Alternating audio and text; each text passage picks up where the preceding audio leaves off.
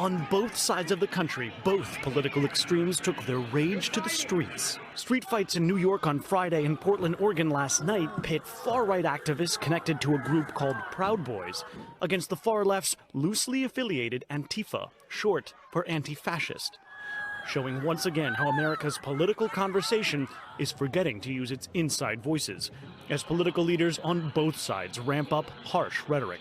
Former Obama Attorney General Eric Holder raised eyebrows at a Democratic campaign event in Georgia. When they go low, we go high. No. When they go low, we kick them. Later saying he was not advocating violence. 2 days later, Scott Wagner, a Republican gubernatorial candidate in Pennsylvania, told his opponent, "You better put a catcher's mask on your face because I'm going to stomp all over your face with golf spikes because I'm going to win this." Some politicians, like New York Governor Andrew Cuomo, say the violent brawls show a trickle-down effect from the rhetoric. I hold the president responsible. When you start to demonize differences, when you fan the flames of racism and division, you can create a fire that is out of control. The Proud Boys say they're inspired by President Trump. I think the Proud Boys, and I think Donald Trump for the most part, draws people that have been disenfranchised by most of the public because they don't fit in. The Anti-Defamation League says violent political speech has given a sort of license to street-level violence. In part, that's because the ability for people to try to leverage the public discussion on the ground is what brings people out. Angry words that may translate into violent acts.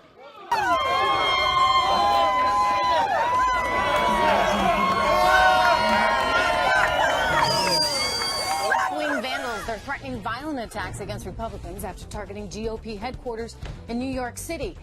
Antifa thugs smashing windows, spray painting doors, and breaking locks at the office. The criminals leaving a note behind saying, quote, "Our attack is merely a beginning. We are not passive, we are not civil, and we will not apologize. No arrests yet." Do you see any way, even a conservative thing who I was speaking of yesterday said the only way to repair America is to try to get back to some civility and to try to make it that even if we have political disagreements, we're not going to war with each other. We're not trying to destroy each other. Well, certainly I would love to see us return to civility, listening to one another, working out our differences. That is not the Republican Party that exists today, and that is certainly not the administration that we have in power right now. You cannot be civil with a political party that wants to destroy what you stand for, what you care about. That's why I believe if we are fortunate enough to win back the House and/or the Senate, that's when civility can start again. But until then, the only thing that the Republicans seem to recognize and respect is strength. Was elected, we've come to expect inflammatory and unhinged statements, but according to the GOP, his party, it's coming from the Democrats. Yeah. Here's a new ad they're putting out. I just don't even know why there aren't uprisings all over the country. And if you see anybody from that cabinet in a restaurant, in a department store, at a gasoline station, you get out and you create a crowd. What's Uncle Tom but for white women who disappoint other white women? One way you get rid of Trump is a crashing economy, so please bring on the recession. When was the last time an actor assassinated a president? I have thought an awful lot about blowing up the White House. Oh, so it's coming from the left only. Well, I beg to differ. They are a little crazy over there sometimes.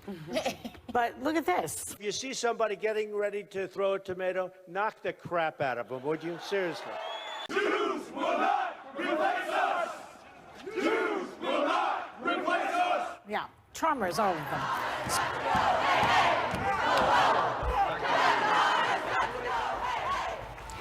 them. These are live images, folks, at the doors of the Supreme Court, where you can see protesters have gathered. They are demanding that their voices be heard as they anticipate the person who will be a new Supreme Court Justice, Judge Brett Kavanaugh, to be sworn in here any moment.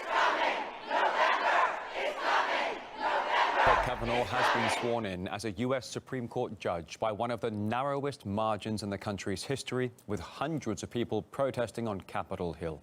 That's after the FBI failed to find convincing evidence that Kavanaugh committed sexual assault.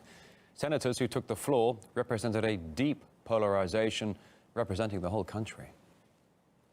When the history of the Senate is written, this chapter will be a flashing red warning light of what to avoid.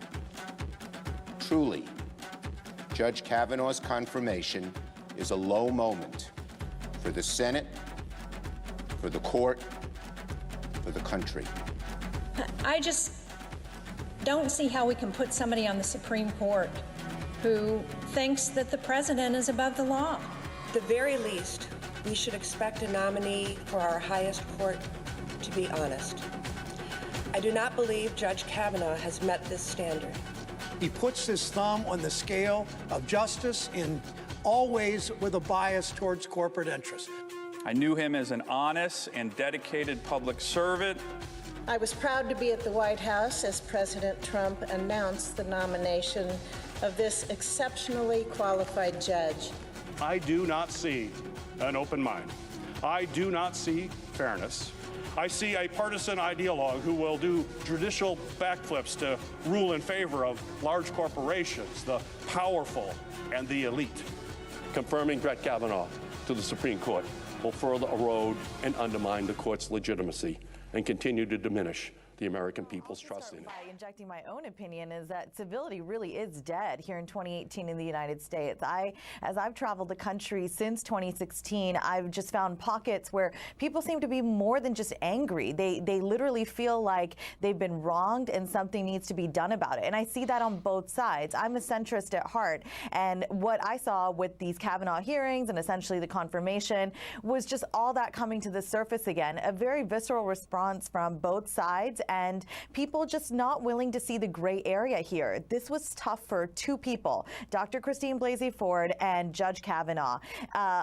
Undeniably, Judge Kavanaugh won out. He is now a justice on the highest court in our land, and he was able to prevail. But, you know, Republicans aren't willing to leave it alone. They're sort of saying, you sullied the good name of a man who worked his whole life for this.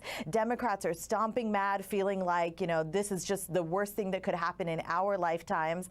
I'm sitting here saying that when are we Americans going to start acting like Americans again and seeing each other for who we are, our differences, but understanding that there's more that unites us than divides us?